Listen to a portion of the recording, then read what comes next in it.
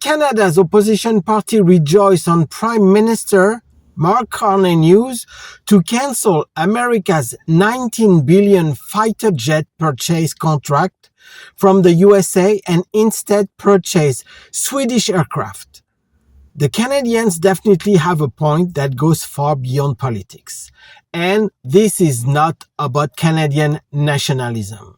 It's all about what happens when a weapons supplier like the USA threatens its own customers with tariffs, political pressure, and annexation, and then wonders why these customers begin looking for alternatives. In early February, Canada's New Democratic Party urged the Liberal government to scrap the F-35 Lightning II deal. It's a contract worth $19 billion for 80 aircraft and pivot instead to Sweden Gripen fighter.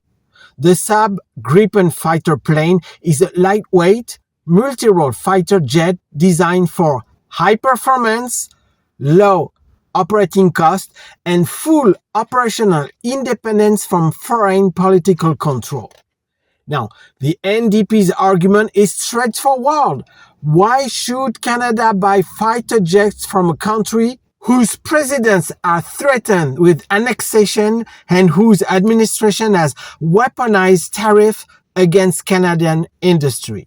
But there is a deeper issue defense analysts have warned about for years, and it has nothing to do with politics. A detailed investigation by The Avianist, published in March 2025, highlights the F-35's dependency on American software control, creating what experts describe as a strategic vulnerability. Now, most people misunderstand modern fighter jets. The F-35 is not just an aircraft.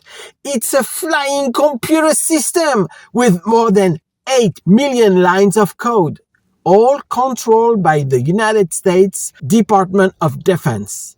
And this has serious financial and strategic implications. The F-35 relies on mission data files. They have electronic battle manuals that tell the jet how to identify threats, plan stealth flight path, and manage communication in combat. According to defense industry documentation, these files are managed by a 90% team at Englin Air Force Base in Florida. And no, they are not controlled by Canadians at Ottawa, Quebec, Berlin, or any other allied capital. Military aviation journalist Bill Sweetman has emphasized a critical point. These mission data files require frequent, rapid updates during conflict. Without new code lines and software updates, the F-35 can still fly, but it cannot effectively engage modern air defense systems such as Russia S-400 or China HQ-9. The analogy often used is a smartphone without updates. It still works, but it becomes increasingly insecure, incompatible, and ineffective over time. Now, the Avianist investigation revealed an even more consequential issue. U.S. Air Force policy explicitly prohibits international F-35 operators from conducting independent test operations outside the continental United States. And according to the Spectrum Warfare Group, security rules and national defense policy require that American citizens only perform specific functions to protect critical technology. In plain English, the USA has embedded a kill switch into its fighter jets, and even if Canada is the owner, just by changing or sending or updating a code, the USA can make these jets totally ineffective. Only one country has been granted an exception, that's Israel, which operates a fully independent system for its F-35I Adir variant. Now, all the others, including Canada, Germany, Italy, Poland, and the Netherlands, remain fully dependent on US software control. From a geopolitical risk perspective, this represents a single tremendous point of failure. Canada's $19 billion investment depends entirely on the goodwill of a supplier that has recently demonstrated a willingness to use economic coercion against its ally. And this has implications far beyond Canada. Lockheed Martin projects that Europe alone will operate more than 400 F-35s by 2030, representing tens of billions of dollars in aircraft sales, maintenance contract, and long-term strategic influence. But something shifted in January after renewed threats against NATO ally and wavering US support for Ukraine. European defense officials began asking uncomfortable questions about dependency. Wolfgang Ischinger, former head of the Munich Security Conference, stated publicly that if the United States were to restrict German F-35 operations in a manner similar to its restriction on Ukraine F-16s with a remote shutdown, then Germany might consider canceling its contract. And that contract is worth roughly $10 billion for 35 aircrafts. Now, if Germany reconsiders, you can be sure that other European nations may follow. In plain English, Europeans are also concerned about USA kill switch and are now reassessing fighter jets and plan to buy them in France or Europe. Now you might understand that Europe don't want to buy planes from a country that behave more and more like an enemy. And here I'm talking about the United States. That said, Canada's situation is particularly symbolic because of timing. Trade threats have already accelerated the diversification Washington claims it wants to prevent. The F-35 debate is simply the defense version of the same pattern. Swedish Gripen offers something the F-35 does not: operational sovereignty. The Gripen E is combat-proven.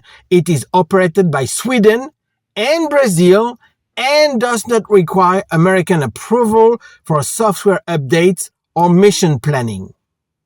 Canada would retain full control over its new aircrafts. No kill switch, no remote shutdown. Now, this is where the financial stakes become clear for the United States. If Canada changes to the Gripen, it signals to other allies that viable alternatives exist. Defense exports are not just about selling hardware, they are about maintaining strategic influence. When allies seek alternatives because they fear political coercion, that influence erodes. Now, Canada F-35 contract has not been cancelled yet. The Canadian government has not indicated a withdrawal date, and the first aircraft are not scheduled for delivery until late 2026. That timeline leaves room for reassessment, particularly if trade and political pressure continue. At the moment, there is no way to know whether Canada will cancel the contract in the near term. The diplomatic cost would be high for Canada, and cooperation with the United States remains essential. So far. But two developments bear watching. First, Canada has started to diversify its defense procurement through smaller contracts with European suppliers and joint development programs outside the American orbit. Second, Europe matters. If Germany moves first and triggers cancellation clauses, Canada would gain political cover to follow, and the broader pattern is unmistakable. The USA threatening allies was supposed to increase leverage. Instead, it is accelerating diversification. More and more countries that were doing trade with the USA are now looking elsewhere. The United States built its post-War II power on being a reliable partner. But when reliability becomes conditional on political whims, allies build alternatives. And once those alternatives exist, leverage fades. Canada's F-35 debate is not about fighter jets alone. It is about whether US defense exports can survive in an era where the supplier threatens its own customers.